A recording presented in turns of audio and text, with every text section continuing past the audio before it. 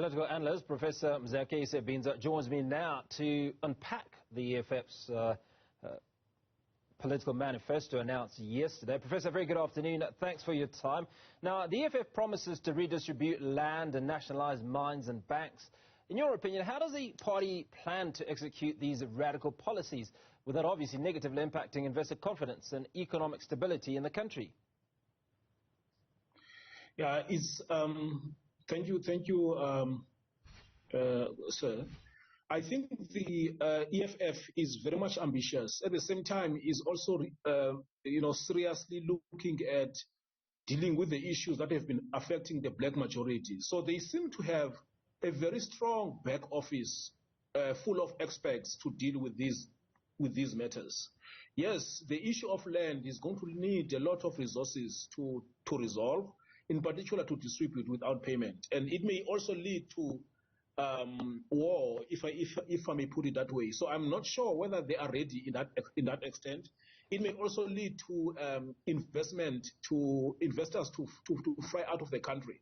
So I think they need now, after the launch of their manifesto, to talk to a number of embassies, to talk to a number of investors, to create that kind of confidence, and perhaps make people understand in terms of what happened in the pre-1994 CODESA period, where this issue of land was basically sold out, so that they can create that kind of confidence to say, we're not saying fly out, don't invest in our country, but we, EFF, representing the black majority, this is the problem that we want to resolve from the onset.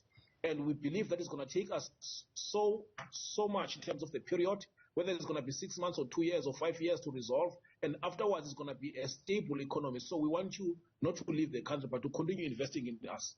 So there's a number of things, because that article on its own is telling us that the EFF, once it takes power, it will basically overhaul a number of policies, including the constitution. The constitution is going to change because they don't want the provincial government. They want the two spheres of government. So for you to have that, you need to actually change the constitution.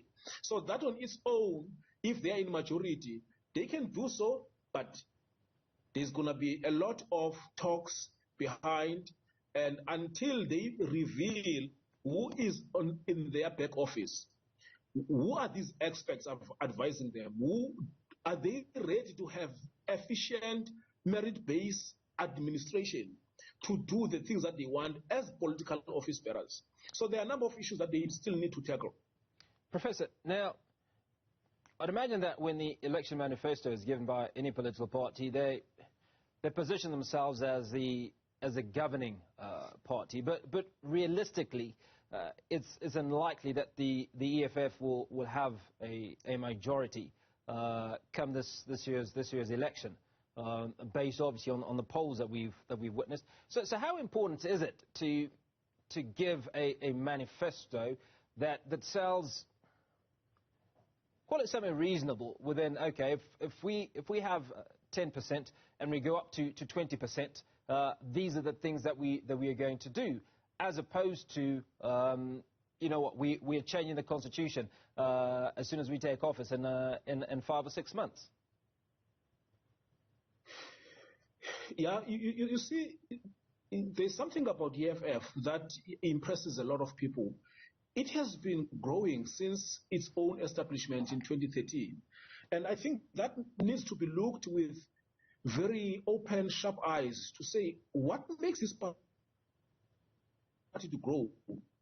And yesterday, they just filled up the stadium, just from one province. It says a lot. And they are proud to actually be governing a number of metropolitan municipalities. And we must not underestimate that they can even win the provincial government in Gauteng, because they've got strong supporters there. So they may not win in terms of the outright majority as far as the national government is actually concerned, but they came in as a political party and got the skill and the art to manage through, or to rule through coalition governments. So it may happen that their aim is just to take out ANC out of power. And they can do so if they form coalitions with a number of parties. But if they form coalition with a number of parties, the question is that we South Africans must actually look at is who will be the president then, who will be the minister then. The majority of those ministers will be coming from EFF. So in that regard, they may not have the outright majority to change the constitution, but they may influence and work towards that particular change.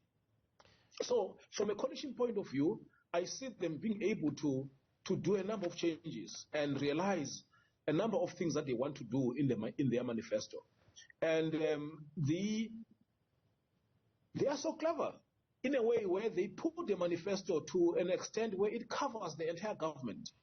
If you look at the 7 pillars as well as at the number of things that they want to do, it basically tells that they've done their homework. And the EFF is a party of the youth. And the youth are just looking for solutions to their problems. And that on its own, may lead to a number of people voting for them and putting them in power, because everybody is, sorry to use their language, heartful of the load shedding that the ANC government is busy boasting about. And if the EFF is actually putting that no load shedding in their political theme, it seems to me that they have done their homework to say, but this thing is just man-made. It's actually artificial. We can tackle this thing this way.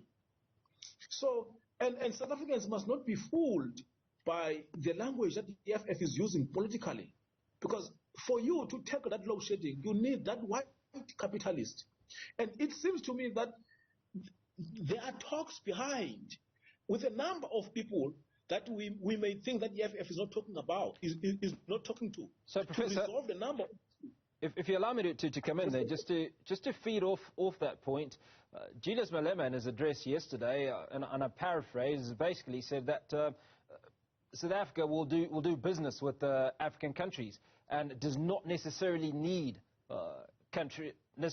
organizations from Europe or from the West in the rebuilding of the economy. And again, I paraphrase. Now, it's not a very diplomatic statement and a diplomatic way of doing things.